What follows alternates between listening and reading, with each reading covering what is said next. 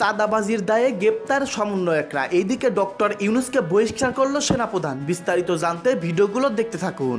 এদিকে যে কোনো সময় ক্ষমতা নিচ্ছেন সেনাপ্রধান ওয়াকার। হঠাৎ ৪৫ লাখ টাকার চাঁদাবাজির ভিডিও ভাইরাল আবারও। এনসিপিরা কেন্দ্রীয় নেতার বিরুদ্ধে ৭ লাখ টাকা চাঁদা নেওয়ার অভিযোগ উঠেছে। সামাজিক মাধ্যমে টাকা গ্রহণের সেই ভিডিও ছড়িয়ে পড়লে সমালোচনা ছড়িয়ে পড়ে রাজনৈতিক অঙ্গনে। এনসিপি জাতীয় নাগরিক পার্টি ছাত্র নেতাদের রাজনৈতিক দল, তারা নাকি এবার ৪৮ লক্ষ টাকা চাঁদাবাজির অভিযোগ উঠল তাদের বিরুদ্ধে। এমনই একটি ভিডিও ভাইরাল হয়েছে সমাজ মাধ্যমে, যা ঘিরে বাংলাদেশের রাজনীতি একেবারে তলপাড়। ৪৮ লক্ষ টাকা চাঁদাবাজির অভিযোগ উঠেছে। ৪৮ লক্ষ টাকা। এনসিপির একজন নেতা, তার নাম যদ্দূর মনে পড়ে ইমন, তিনি একজন নারীর কাছ থেকে ৭ লক্ষ টাকা নিচ্ছেন। এনসিপি নেতা চাঁদা নেওয়ার ভিডিও ভাইরাল। চাঁদাবাজ এনসিপি জুলাই আন্দোলনে আমি মনে করি অন্যতম ক্রেডিট খোর এবং ক্রেডিট বাজ সার্জিস আলম। দর্শক আসসালামু আলাইকুম। আজকের এই ভিডিওটি খুবই গুরুত্বপূর্ণ, অত্যন্ত স্পেশাল। ভিডিওটি সম্পূর্ণ দেখবেন। সম্মানিত দর্শক শ্রোতা, এবার এনসিপি দল এবং ডক্টর মোহাম্মদ ইউনূস কঠিন বিপদে পড়ে গেছেন। ডক্টর ইউনূসকে সরাসরি বহিষ্কার করা হচ্ছে, সেনাপ্রধান ক্ষমতা নিতে পারেন। এইদিকে এনসিপি দল সমন্বয়করা চাঁদাবাজি করতে গিয়ে তারা ইতিমধ্যে হাতে নাতে ধরা পড়েছে। ৪৫ লক্ষ টাকা তারা চাঁদাবাজির দায়ে তাদেরকে একেবারেই নিস্তব্ধ করে দেওয়া হচ্ছে। প্রিয় দর্শক, আজকের এই ভিডিওটি দেখলেই বিস্তারিত বুঝতে পারবেন সমন্বয়করা এই এনসিপি দল কত বড় বিপদের মুখে পড়তে চলেছে। তো বেশি কথা না বাড়ি আমরা মূল ভিডিওতে চলে যাই। আপনারা মনোযোগ সহকারে বিস্তারিত ভিডিওগুলো সম্পূর্ণ দেখতে থাকুন। ক্ষুদ্র উদ্যোক্তার এক নারীর কাছ থেকে ৭ লাখ টাকা নিয়েছেন নাগরিক পার্টির কেন্দ্রীয় সদস্য মোহাম্মদ ইমামুর রশিদ। এই সংক্রান্ত ভিডিওটা সামাজিক যোগাযোগ মাধ্যমে ইতিমধ্যে ভাইরাল হয়েছে। আমি আবারও দেখালাম, আপনারা ইতিমধ্যে দেখেছেন। এই ভিডিও নিয়ে এনসিপি নেতা ইমামুর রশিদ জানিয়েছেন ওই নারী এনসিপির তহবিলের ডোনেশন বাবদ ওই টাকা দিয়েছেন।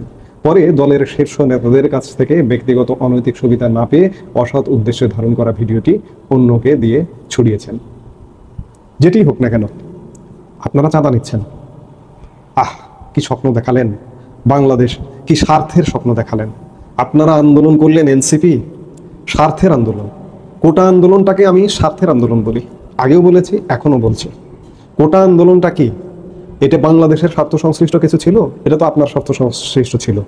আপনি চাকরি করবেন, চাকরিতে যাতে আপনি সুবিধা পান, কোটা উঠিয়ে দেওয়ার দিয়ে আপনি যাতে সুবিধা পান, এই জন্য। এটা তো আপনার স্বার্থের, বাংলাদেশের স্বার্থে এই আন্দোলনটা তো ছিল না। কোটা নিয়ে আন্দোলন করলেন, আজকে আবার জুলাই কোটা নিয়ে সরব হয়েছেন। চাকরিতে জুলাই কোটা, বিশ্ববিদ্যালয়ে ভর্তিতে জুলাই কোটা, কলেজে ভর্তিতে জুলাই কোটা, অর্থাৎ মুক্তিযুদ্ধের যে কোটা ছিল, মুক্তিযুদ্ধের যোদ্ধাদের নাতিপতিদের যে কোটা ছিল, সেই কোটার প্যারালাল কোটা। কোনো ক্ষেত্রে কোনো জায়গায় মুক্তিযুদ্ধ কোটাও বাদ দিয়ে দিচ্ছেন আপনারা প্রথমত স্বার্থের আন্দোলন করেছেন, নিজেদের স্বার্থে। এরপরে যেটি করেছেন যে সরকার পতন ঘটিয়েছেন। ঠিক আছে, মেনে নিলাম আপনারা সরকার পতন ঘটালেন। সরকার পতন ঘটানোর মাধ্যমে বাংলাদেশের মানুষকে একটা নতুন স্বপ্ন দেখিয়েছেন। নতুন স্বপ্ন আপনাদের বাস্তবায়ন করা খুব বেশি সহজ ছিল, সম্ভব ছিল, কিন্তু আপনারা সে পথে হাঁটছেন না। কারণ বাংলাদেশে গত ৫৪ বছরে প্রত্যেকটা শাসক, সেটা আওয়ামী লীগ বলেন, বিএনপি বলেন, জাতীয় পার্টি বলেন, জামাতও বিএনপির সাথে জোটগতভাবে শাসন করেছে। কার শাসন ভালো ছিল? বাংলাদেশের আজকে এই জায়গায় থাকার কথা। আজকে মালয়েশিয়া গর্ব করে উন্নত দেশ, থাইল্যান্ড গর্ব করে উন্নত দেশ, ইন্দোনেশিয়া আমাদের মুসলিম দেশ একটা, ইন্দোনেশিয়াও বাংলাদেশের থেকে অনেক ভালো, গণতন্ত্র সেখানে অনেক ভালো। আজকে ৫৪ বছরে বাংলাদেশে গণতন্ত্র, সুশাসন, অর্থনৈতিক জীবনের উন্নতি শিখরে যে ওঠাটা হয়নি। কিন্তু বিগত ১৬ বছরে আওয়ামী লীগের সময় বেশ অনেকটা উন্নতি হয়েছে, অবকাঠামো উন্নতি হয়েছে, মানুষের জীবনযাত্রার মান উন্নত হয়েছে, জীবনমানের উন্নত হয়েছে, মানুষ কর্মমুখী হয়েছে, মানুষ কাজ করতে পারত। কিন্তু সীমাহীন দুর্নীতি, দুঃশাসন, অনিয়ম ছিল সাথে।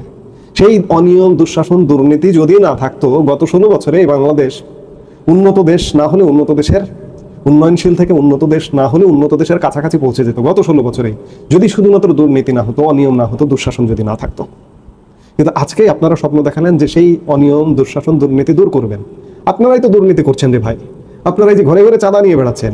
২-১টা ভিডিও ফুটেজ লিক হচ্ছে, কিন্তু শত ভিডিও ফুটেজ এখনো পর্যন্ত আড়ালে আছে, প্রকাশ হবার অপেক্ষায় আছে। এই যে ভিডিওটা আমরা দেখলাম, এটি মে মাসের, আজকে জুলাই মাসে এসে প্রকাশ হচ্ছে। এরকম শত ভিডিও, আপনাদের টাকা নেওয়ার ভিডিও, চারিত্রিক স্খলনের ভিডিও ইত্যাদি মানুষের হাতে এগুলো আস্তে আস্তে লিক হয়ে যাবে। আপনি যে ধোঁকা দিলেন, স্বপ্ন দেখালেন যে বাংলাদেশকে ভিন্ন জায়গায় নিয়ে যাবেন, নিয়ে তো যেতে পারছেন না। কোথাকার ফকির মিসকিন ঘরের হান্নান মাসুদ এখন কোটি টাকার মালিক।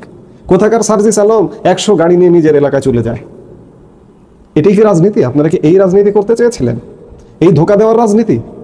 আমি বলবো না যে বাংলাদেশের রাজনীতি, বাংলাদেশের সব রাজনৈতিক দল রাতারাতি ভালো হয়ে যাবে, কারণ আমি তো মানুষই ভালো না। আমি মানুষ, আমাকে নিয়েই তো রাজনৈতিক দলগুলো। কাজে রাতারাতি ভালো হবে না, কিন্তু মন্দের ভালো হিসেবে আমি কাকে বেছে নেব? এনসিপি আপনাকে বেছে নেব? আপনি তো সমানে চাঁদাবাজি করে বেড়াচ্ছেন। এই চাঁদাবাজি করা আপনি, তাহলে আগে চাঁদাবাজ আওয়ামী লীগ কি দোষ করেছে? আওয়ামী লীগ চাঁদাবাজি করেছে, সেই চাঁদাবাজির মধ্যে একটা শৃঙ্খলা ছিল, কিন্তু আপনি চাঁদাবাজি করছেন, আপনার চাঁদাবাজির মধ্যে কোনো শৃঙ্খলা নেই। আওয়ামী লীগ চাঁদাবাজি করেছে, সেই চাঁদাবাজির মধ্যে একটা সৌন্দর্য ছিল, আপনার চাঁদাবাজির মধ্যে কোনো সৌন্দর্য নেই। তাহলে আমি কি করব? আমি আপনাকে বেছে নেব? আপনাকে বেছে নেব না, আপনাকে ঝাঁটাপিটা করবে মানুষ। অবস্থা কিন্তু সেই রকম, সেদিকেই যাচ্ছে। আজকে ধরেন বিগত 16 বছরে যে সরকারটি ছিল সেটি যেভাবে ছিল মন্দের ভালো ছিল, আমি বলবো মন্দের ভালো। আমি বলবো যে আওয়ামী লীগ ভালো হয়ে যেতে হবে না, ভালো হতে পারবে না। তো আমি মানুষ তো খারাপ, আমি মানুষকে নিয়ে আওয়ামী লীগ, আমি মানুষকে নিয়ে বিএনপি, আমি মানুষকে নিয়ে এনসিপি, কিন্তু এনসিপি আরো খারাপ। 2 দিনের বৈরাগী ভাতের কয় অন্য বিশ্ববিদ্যালয়ে পড়ুয়া শিক্ষার্থী, তারা বড় জোর একটা কেরানির চাকরি পেত, হয়তো পাশ করে। কেরানির চাকরি পেয়ে কয় টাকা বেতন পেত? চাকরির শুরুতে হয়তো 30-32 হাজার 33 হাজার টাকা সব মিলিয়ে পেত মাসে, যে টাকা দিয়ে কোনো রকমে ঢাকা শহরে যদি থাকতে হয় ব্যাচেলার জীবন কাটানো সম্ভব, বিয়ে করে সংসারী হয়ে জীবন কাটানো সম্ভব না। সেই এনসিপির নেতারা, সেই ছাত্র সমন্বয়করা আজকে টাকার উপর ঘুমিয়ে থাকে, টাকার বিছানায় ঘুমিয়ে থাকে। অবস্থাটা এমন, এই যে যত্রতত্র যেখানে সেখানে চাঁদাবাজি। আজকে এনসিপির প্রধান লক্ষ্যই হচ্ছে চাঁদাবাজি। যে কয়দিন আছি, যেভাবে আছি, খাও দাও ফুর্তি করো, এই নীতিতে এনসিপি। চাঁদাবাজ এনসিপি, বড় চাঁদাবাজ এনসিপি। আমাদের ফিরিয়ে দিন, বিগত সময়ে যে মন্দের ভালোটা ছিল সেটিকে ফিরিয়ে দিন। বারবার আসলে নিউট্রাল জায়গায়, নিরপেক্ষ জায়গায় কথা বলতে এলে বারবার চলে আসে যে আগেই ভালো ছিলাম। আমি আওয়ামী লীগ করি না, বারবার বলছি যে আওয়ামী লীগের সাথে আমার কোনো ধরনের সংশ্লিষ্টতা নেই। আওয়ামী লীগ যে 16 বছর ছিল, আওয়ামী লীগের কোনো নেতা, কোনো মন্ত্রী, কোনো এমপি, কোনো সর্বোচ্চ পদধারী কোনোদিন কেউ বলতে পারবে না যে কারো কাছে কোনো দিন কোনো সুবিধা নিয়েছে। কাজেই আওয়ামী লীগ ভালো ছিল, এটা বলতে কোনো দ্বিধা নেই। আওয়ামী লীগের আমল ভালো ছিল, আওয়ামী লীগের সময় ভালো ছিল। আওয়ামী লীগ আমাদেরকে একটা নতুন বাংলাদেশের দিশা দিয়েছে। হাজারো অনিয়ম, হাজারো দুঃশাসন, হাজারো দুর্নীতি যে সীমাহীন ছিল, সেই সময়ের প্রধানমন্ত্রী শেখ হাসিনা নিজেই তার স্বীকারোক্তিতে তো তিনি বলেছেন তার পিয়ন 400 কোটি টাকার মালিক ছিল। তো অস্বীকার করবার উপায় নেই। আমি হঠাৎ করে এই বাংলাদেশি সমাজকে, বাংলাদেশি সেন্টিমেন্টকে পাল্টে ফেলতে পারবো না, কিন্তু সেই দুর্নীতির মাঝেও তার সাথে থেকে দুর্নীতি করে 400 কোটি টাকা নিয়ে গেছেন। তবুও সেই ব্যক্তিটি বাংলাদেশকে মাথা উঁচু করে দাঁড় করিয়েছিলেন। বাংলাদেশ তর বেগে অর্থনৈতিকভাবে এগিয়ে যাচ্ছিল। দুর্নীতি যদি না হতো তাহলে এই এগিয়ে যাওয়ার প্রক্রিয়াটা হয়তো 2 গুণ বা 3 গুণ হতো। ধরুন পদ্মা সেতু হয়েছে, এত বড় একটা অবকাঠামো, সেখানে কিছু দুর্নীতি তো হয়েছে, কিংবা মেট্রো রেল হয়েছে, সেখানে কিছু, হ্যাঁ শেখ হাসিনা বা আওয়ামী লীগের দোষ নয়, মনে করলাম যে দোষ নয়, আমলারা এর সঙ্গে জড়িত ছিল, তো আমলারা কিছু দুর্নীতি তো করেছে, অস্বীকার করবার কোনো উপায় নেই। তো খরচ 10 টাকার জায়গায় 15 টাকা দেখিয়েছে, 12 টাকা দেখিয়েছে, 10 টাকা খরচ হয়েছে, 12 টাকা দেখালে 2 টাকা পকেটে বা 5 টাকা পকেটে, অস্বীকার করবার উপায় নেই। কিন্তু আমরা উন্নতির শিখরে পৌঁছে যাচ্ছিলাম, সেই যাওয়াটা বাধাগ্রস্ত করেছে এই এনসিপিকে দিয়ে বিশেষ দেশি বিদেশি সুবিধাবাদী গোষ্ঠী, এনসিপি বা সেই সময়ের সমন্বয়কদের দিয়ে এদেরকে বলির পাঠা করেছে। এবং এরাও আজকে রাজনৈতিক দল করে, এরাও আজকে নানা রকম অনৈতিক কর্মকাণ্ডের সাথে জড়িত। এই অনৈতিকতারও একটা লিমিট আছে। আল্লাহর আরশ কাঁপে, আরশ কাঁপা নিয়ে এক মহিলার কথা, খুব বারবার আরশ কাঁপার কথা যখন বলতে আসি তখন এক মহিলার কথা বারবার মনে পড়ে যায়। ঢাকা বিশ্ববিদ্যালয়ের এক অধ্যাপক। এখন আরশ কাঁপে না, এখন যে দেশে যে অবস্থা, এতে কাজে যেটিই বলছি না কেন, এনসিপি নতুন রাজনৈতিক দল, ছাত্র সমন্বয়কদের, এই দলের ভবিষ্যৎ অন্ধকার, পুরোপুরি অন্ধকার। সেই জায়গায় আমাদের পুরনো ব্যবস্থাকেই বেছে নিতে হবে। পুরনো যে রাজনৈতিক দলগুলো, আওয়ামী লীগ, বিএনপি, জাতীয় পার্টি, জামাত, তাদের মধ্য থেকেই আমাদেরকে বেছে নিতে হবে এবং মন্দের ভালো হিসেবে বেছে নিতে হবে। কেউ ভালো না, এক কথায় যদি আপনি বলেন কেউ ভালো না, না আওয়ামী লীগ, না বিএনপি, না জামাত, না জাতীয় পার্টি, কেউ ভালো না। কিন্তু আমাকে এই 4টা বা 5টার মধ্যে থেকে কাউকে দিয়ে তো চলতে হবে, আমার জীবন তো চালাতে হবে, কাউকে না কাউকে বেছে নিতে হবে। আমি বিগত 16 বছর এখনকার তুলনায় ভালো ছিলাম, আগামীতে যারা আসবে তারা আমাকে যে ভালো রাখতে পারবে, এই যে এখনকার যে অবস্থা এর থেকে ভালো রাখতে পারবে, কিংবা বিগত আওয়ামী লীগের যে ভালো রাখতে পারবে, এই নিশ্চয়তা আমি দিতে পারবো না। এই নিশ্চয়তা নেই সত্যিকার অর্থে। অর্থাৎ আমি আলাপটা শুরু করেছিলাম যে চাঁদাবাজ এনসিপি, এই চাঁদাবাজ এনসিপিকে বয়কট করবে। 48 লক্ষ টাকা চাঁদাবাজির অভিযোগ উঠেছে। 48 লক্ষ টাকা। যদিও ছাত্রদের দল নাগরিক পার্টি এনসিপি তারা অস্বীকার করেছে চাঁদাবাজির কথা, তারা বলেছে যে একটা মহিলা তাদেরকে টাকাটা ডোনেট করেছে। কিন্তু প্রশ্ন হচ্ছে যে ক্রাউড ফান্ডিং করে যে এনসিপি চাঁদা আদায় করে সেখানে 5 টাকা 10 টাকা 20 টাকা 20,000 বা 50,000 পর্যন্ত অ্যালাউ করা যায়, কিন্তু 48 লক্ষ টাকা কাউকে চাঁদা দেয় বিনা স্বার্থে, এবং সেই চাঁদা আবার দলীয় ফান্ডে জমা হয়েছে কিনা তাও জানি না। এই সব মিলিয়ে কিন্তু রহস্য ঘনীভূত হচ্ছে এবং ক্রমেই ছাত্রদের দল নিয়ে জনগণের আশা আকাঙ্ক্ষা কিন্তু আস্তে আস্তে স্তিমিত হয়ে যাচ্ছে। এবং সবচেয়ে বড় কথা হচ্ছে, যেই এনসিপি চাঁদাবাজির কারণে, টেন্ডারবাজির কারণে, দুর্নীতির কারণে বিএনপি সমালোচনা করে, সেই এনসিপি কিন্তু এখন নিজেরাই এই চাঁদাবাজিতে জড়িয়ে পড়লো। কিন্তু বিএনপি বড় দল হিসাবে যেই হার চাঁদাবাজি করতেছে, এনসিপি ছোট দল হিসাবে তার চাঁদাবাজির হার কিন্তু কোনো অংশেই কম নয়, আনুপাতিক হারে কিন্তু একইভাবে চাঁদাবাজি করতেছে। আমি একটু পড়ে শোনাই। এই চাঁদাবাজির ঘটনা প্রথম ফাঁস করেন ওই বিএনপির অনলাইনের একজন নেতা একে এম মহিদুজ্জামান ভাই। উনি আবার এই হাসিনা পালিয়ে যাওয়ার পরে আরটিভি দখল করছিলেন, মানে ওই যে আরটিভি ছিল না আগে ফালুর, মোসাদ্দেক আলী ফালুর, তো মোসাদ্দেক আলী ফালু তারপরে ওই আওয়ামী লীগ ক্ষমতা আসার পরে আরটিভি দখল করছিল নোয়াখালীর এক এমপি মোর্শেদ। তো হাসিনা পালিয়ে যাওয়ার পরে এই মোর্শেদ আবার এই আরটিভির শেয়ার দিছে একে এম মহিদুজ্জামান ভাইকে। মহিদুজ্জামান ভাইও আরটিভির শেয়ারের অর্ধেক শেয়ারের মালিক হয়ে গেছে বিনা পয়সায়। তো তারপরে এভাবে আর কি, আসলে কেউই ভালো না। তো এই একে এম মহিদুজ্জামান ভাই আবার তিনি লিখেছে যে তিনটা ভিডিও দিয়েছেন, আমি আগে ভিডিওটা একটু দেখি।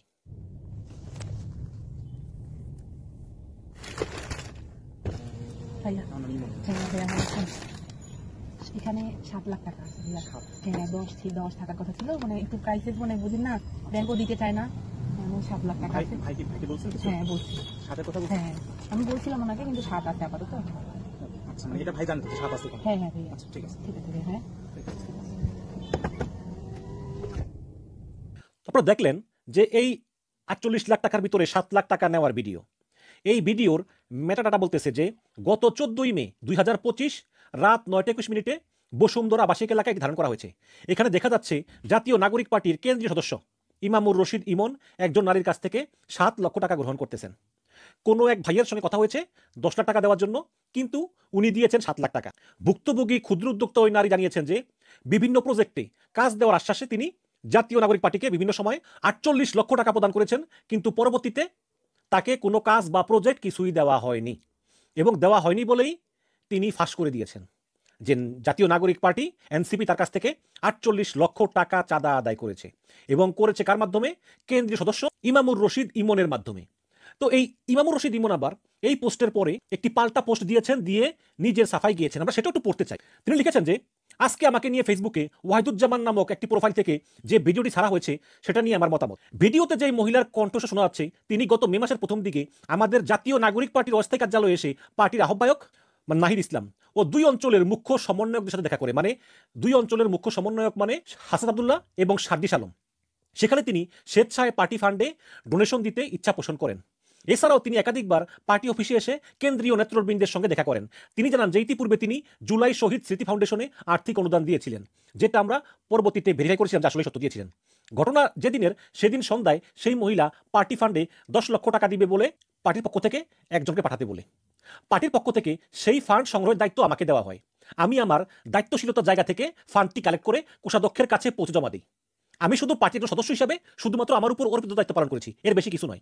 একটি রাজনৈতিক দলের সাংগঠনিক কার্যক্রম চালাতে গেলে যে কেউ আর্থিক অনুদান দিতে পারে, যা খুবই স্বাভাবিক একটি বিষয়। এবং যতটুকু জানতে পেরেছি, পরবর্তীতে সেই মহিলা আমাদের পার্টির টপ লিডারদের কাছে তার ব্যক্তিগত কিছু অনৈতিক সুবিধা চেয়েছেন। পার্টির টপ লিডাররা মহিলাটিকে ব্যক্তিগত সুবিধা দিতে রাজি না হলে টপ লিডারদের সাথে তার দূরত্ব বাড়তে থাকে, যার পরিপ্রেক্ষিতে আজকে তিনি এই ভিডিওটা অন্যকে দিয়ে ছড়িয়ে দিয়েছেন। এখানে আমরা বুঝতে পারতেছি তার উদ্দেশ্য আসলে সৎ ছিল, এবং তিনি কোনো একটি গোষ্ঠীর এজেন্ডা বাস্তবায়ন করার জন্য আমাদের সাথে সম্পর্ক স্থাপন করেছিলেন। তা না হলে তিনি কেন ডোনেশন দেওয়ার ভিডিওটি গোপনে ধারণ করেছিলেন?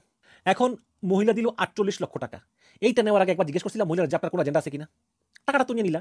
ভাই 48 লক্ষ টাকা মানুষ দান করে সর্বোচ্চ 50,000 দান করতে পারে, বা 1 লাখ হাইস্ট, 48 লক্ষ টাকা। এখানে কি লিখেছেন আবার, আমাদের পার্টির পক্ষ থেকে তাকে কখনোই আগে অ্যাপ্রোচ করা হয়নি, বরং ওই মহিলা নিজে থেকে ডোনেশনের জন্য পার্টিকে অ্যাপ্রোচ করেছেন, এবং তিনি যা ডোনেশন দিবেন এই সংখ্যাটাও কিন্তু তার নিজের নির্ধারণ করে দেওয়া। আমরা তাকে কিছুই বলি নাই। আরেকটি বিষয় হচ্ছে, জাতীয় নাগরিক পার্টি কখনোই ডোনেশনের বিনিময়ে কোনো কিছু সহযোগিতা করার কমিটমেন্ট করে না।